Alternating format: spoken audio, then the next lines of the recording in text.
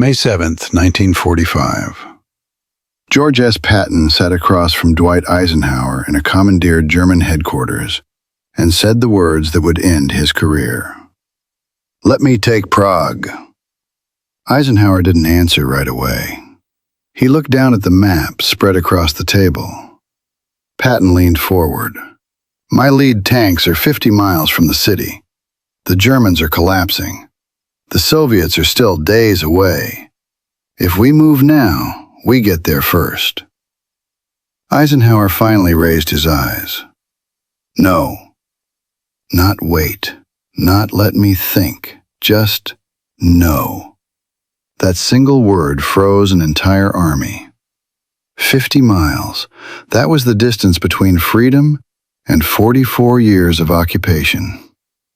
3 days later, Soviet tanks rolled into Prague instead. By then, the city was already bleeding. The Czech resistance had risen against the German garrison. Students, factory workers, and former soldiers threw up barricades in the streets. They seized a radio station and began broadcasting on open Allied channels to anyone who could hear them. "To the American forces, we know you are near. We can hear your guns. Please come." Those broadcasts were not rumors. They were recorded. At Patton's 3rd Army headquarters, American signalmen listened to every transmission. They logged them. They translated them. They sent them up the chain of command. In one intercepted message, a Czech voice said, "We are fighting with pistols and captured rifles. The Germans are leaving. The Soviets are not here yet. We need you now." They weren't asking for help. They were begging the wrong people. Patton knew exactly what that meant. Just days earlier, in a letter to his wife, he had written, "The Russians give me the impression of something that is to be feared in future world political reorganization." He wasn't talking about tanks. He was talking about what came after them. On his operations map, the situation was brutally simple. Prague was open. The Germans were in retreat. American armor was within 2 days' drive. The Soviets were still far away. Every rule of warfare said move, but one rule overruled all the others. At Yalta, Eisenhower and Roosevelt had promised Stalin that Czechoslovakia would fall inside the Soviet sphere. Prague was already assigned. Patton stabbed a finger at the city on the map. "If we don't go now, we never will." Eisenhower folded his hands. "We have agreements." "What about the people in that city?" Patton shot back. Eisenhower didn't answer that. Politics had just beaten geography. Outside the building, the war in Europe was ending. Soldiers were celebrating. Cities were being liberated. Inside that room, another war was being quietly decided, the one that would last the next half-century. Because sometimes history doesn't turn on a battle. It turns on a line drawn on a map, and the man who was told to stop at it. May 4th, 1945, Western Czechoslovakia. Patton's forward headquarters sat inside a former German schoolhouse. Its chalkboards were now covered in maps and grease pencil lines. Outside, American armored columns were already pushing east through collapsing German positions. Inside, Patton's operations officer spread the latest reconnaissance photos across the table. "Sir, German units between us and Prague are withdrawing. No organized resistance. Their rear guards are breaking apart." Another officer stepped forward, holding a radio log. "And the Czechs have taken their main broadcast station. They're calling for us directly, in English." Patton leaned over the map. The distance from his lead tank battalion to Prague was 48 miles. The distance from Soviet spearheads to Prague was more than 200 miles. The road was open. "If we move now," the intelligence officer said, "we're in the city before anyone else even realizes what's happening." Patton didn't hesitate. "How fast?" 48 hours, maybe less." Patton straightened. "Get me Bradley." The phone rang through to Omar Bradley's headquarters. "Brad," Patton said, "my scouts say the Germans are falling back everywhere east of us. Prague is in revolt. The Czechs are broadcasting for help. I can be in the city in 2 days." There was a pause on the line. "That's not your zone, George," Bradley replied. "I know where the damn lines are," Patton snapped. "I also know where the people are. They're fighting the Germans right now. If we don't go, the Soviets will." Bradley hesitated. "Ike won't like this." "Ike doesn't have to like it. He has to understand it." For the first time in the war, an entire capital city was within Patton's reach, and no enemy army stood in his way. At the same moment, Soviet columns were still grinding west through wrecked German roads, days behind. The race was real, and Patton was winning it. At Third Army headquarters, staff officers quietly began preparing movement orders. Fuel dumps were checked, bridges were evaluated, routes were plotted. This wasn't a battle. It was a dash, and everyone in the room knew what it meant if they won. One of Patton's junior officers said it out loud. "Sir, if we take Prague first, it changes everything. The Soviets don't get Czechoslovakia." Patton looked at him. "That's exactly why they'll try to stop us." A courier entered with another radio transcript from Prague. "The Germans are leaving. We are holding the center of the city. Please come now." Patton closed his eyes for a moment. He could almost see it. American tanks rolling through the streets, Czech flags flying, the Iron Curtain never falling. The opportunity was real. The path was open. All it required was permission. And Patton was about to learn how expensive that permission would be. May 5th, 1945. Supreme Headquarters, Reims, France. Eisenhower's office was quiet except for the rustle of paper and the ticking of a wall clock. The war in Europe was ending. Germany was collapsing. Headlines were already being drafted. Then Bradley's call came in. "Ike, Patton wants authorization to advance into Prague. He says he can be there in 48 hours. Eisenhower didn't look up from the map on his desk. "What's the agreed stop line?" "Plzen. He's already at it." Then he stops there. "But the Czechs are rising. The Germans are pulling out. The Soviets are still—" "I know exactly where the Soviets are," Eisenhower cut in. "And I know exactly what we promised them." Bradley exhaled. George is going to argue. George always argues. Across Europe, Stalin was already calculating post-war borders. At Yalta, Eisenhower and Roosevelt had agreed that Czechoslovakia would fall inside the Soviet sphere. Prague was no longer just a city. It was a bargaining chip. Bradley tried again. "Ike, if Patton takes Prague, it puts us in the middle of Eastern Europe before the Russians get there." "That's precisely the problem," Eisenhower said. The city begging for help was already owned on paper. Bradley relayed the order. Patton called back within minutes. "You're telling me to stop?" "That's right, George. I have a clear road. The Germans are gone. The people are fighting for their lives." "Those aren't the terms of the agreement." Patton's voice sharpened. "What agreement? With Stalin? He didn't spill one drop of blood for Prague."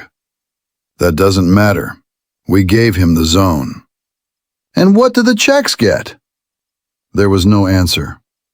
Eisenhower took the phone himself.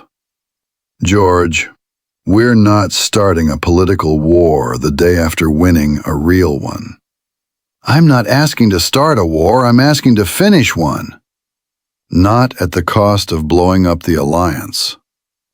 Patton leaned over his operations map. My tanks are 50 miles from that city. Their tanks are 200 miles away.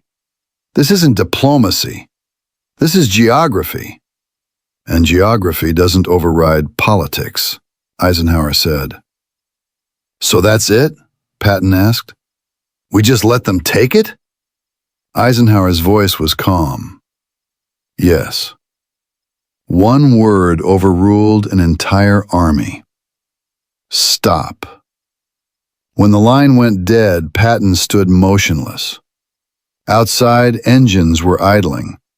Inside, the war had just changed shape. An aide asked quietly, "Sir, what do we tell the men?" Patton looked back at the map of Prague. We tell them nothing. Because for the first time in the campaign, George Patton had lost a race no battlefield could decide. And the people on the other side of that stop line were about to pay for it. May 6, 1945, Prague, Czechoslovakia. The uprising had started with rumors, then shots, then barricades. German units were retreating east, abandoning checkpoints and leaving behind warehouses full of weapons. Czech resistance fighters seized them. Students carried rifles that had never been fired. Factory workers rolled overturned trams into the streets to block German armor. And above it all, one voice kept cutting through the chaos. The radio. From a seized Prague broadcast station, the resistance transmitted on open Allied frequencies. To the American forces, we know you are near. We can hear your guns. Please come. We are fighting. The message went out every hour. Every Allied signal station in Western Europe could hear it. At Patton's Third Army headquarters, officers stopped what they were doing to listen. They logged the transmissions, they translated them, they stamped them and sent them up the chain of command. One operator wrote the words on a pad. They think we're coming. Patton walked into the signal room and listened himself. A Czech voice came through the static. We are holding with pistols and captured rifles. The Germans are leaving. The Soviets are not here yet. We beg you, come now. Patton clenched his jaw. His chief of staff spoke quietly. Sir, they're right. We could be there before the Russians. I know. Then why aren't we moving? Patton didn't answer. They were close enough to hear the city calling. On the outskirts of Prague, the Germans were falling back in disorder. Some surrendered, some fought their way out. Civilians were caught in the middle. Resistance fighters battled in apartment buildings, stairwells, and alleyways, and every hour the broadcasts continued. To the American Army, we are still fighting. We are still waiting. At Third Army headquarters, one young officer finally said what everyone was thinking. Sir, they're going to get killed waiting for us. Patton stared at the map. The distance hadn't changed. Neither had the order. Stop at Plzeň. Do not cross into the Soviet zone. Across Europe, Soviet armored columns were pushing west. They were slower. They were farther away. But they were coming. And everyone in Prague knew what that meant. Stories of Soviet troops had already spread through the city, looting, executions, men who vanished. The Czech resistance wasn't just fighting Germans. They were racing the Red Army. Back at Third Army, another broadcast came through. Please, if you can hear us, we cannot hold much longer. Patton turned away. For the first time in the war, the Americans heard people begging them not to arrive too late. Prague wasn't asking to be liberated. It was asking not to be abandoned. May 9th, 1945, Prague. The radio went quiet. No more calls, no more pleas, no more broken English cutting through Czech accents. Soviet tanks rolled into the city that morning. Red Army columns moved through streets still marked by fresh barricades and bloodstains from the uprising that had failed. German units that had not escaped were rounded up. Resistance fighters who had revealed themselves were hunted down. Prague was no longer a battlefield. It was occupied. 50 miles to the west, Patton's Third Army sat exactly where it had been ordered to stop. Engines ready, fuel full, guns silent. One of Patton's officers wrote in his diary that day, "We could hear the guns. We could do nothing." An army that had crossed half of Europe was frozen by a single word: no. The Soviets moved fast once they arrived. Communist committees took over city offices. Resistance leaders were arrested. Men who had fought the Germans were now accused of being enemies of the people. Czechoslovakia would not see another free election for more than 4 decades. Back at headquarters, Patton never spoke about Prague again in public. But in private, he did not forget. In a letter written shortly afterward, he warned, "The Russians give me the impression of something that is to be feared in future world political reorganization." He had seen it, not in Moscow, not on a map, but in the empty air where a city had been calling for help. Eisenhower went on to become President of the United States.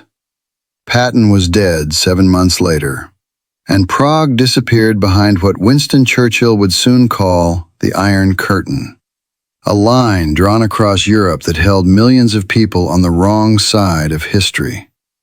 That line fell exactly where Patton had been ordered to stop.